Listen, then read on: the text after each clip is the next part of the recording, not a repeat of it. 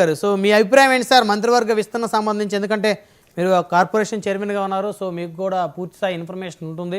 ఏం జరుగుతుందో లోపల, ఎందుకు వస్తారంటే నిప్పు లేకుండా పొగరాదు అంటారు.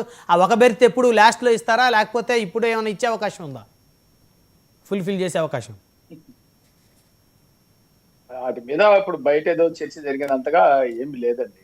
సందర్భాన్ని బట్టి, అవకాశాన్ని బట్టి, అవసరాన్ని బట్టి నిర్ణయాలు తీసుకుంటారు. అది నేనైతే పెద్దగా చర్చించి ఇప్పుడు జరిగిద్ది, రేపు జరిగిద్ది, వాళ్ళు పోతారు, వీళ్ళు పోతారు, అవన్నీ కూడా అనవసరమైన విషయాలుగా నేను భావిస్తాను. అంటే మీకు అనవసరమైన విషయాలు కాకపోతే ప్రజలకు అవసరం. మళ్ళీ ఇప్పుడు మీరు పలానోళ్ళు పోతారని చెబితే మళ్ళీ లేనిపోయింది, మీరంతా ఒక పార్టీలో ఉన్నారు, అధికార పార్టీ అని మీకు సమస్య అయిద్దేమో, అందుకని మీరు చెప్పట్లేదని నేను అనుకుంటున్నా. మీకు తెలుసు ఎవరు ఉంటారో ఎవరు వెళ్తారో, మీకు పూర్తి 100% మీకు అవగాహన ఉంటుంది.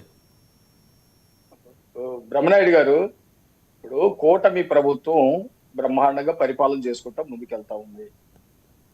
అనేకమైనటువంటి పరిశ్రమలు తీసుకొస్తా ఉన్నారు. రాష్ట్రం అభివృద్ధి అవుతా ఉంది. రోడ్లు బాగు చేపిస్తా ఉన్నారు.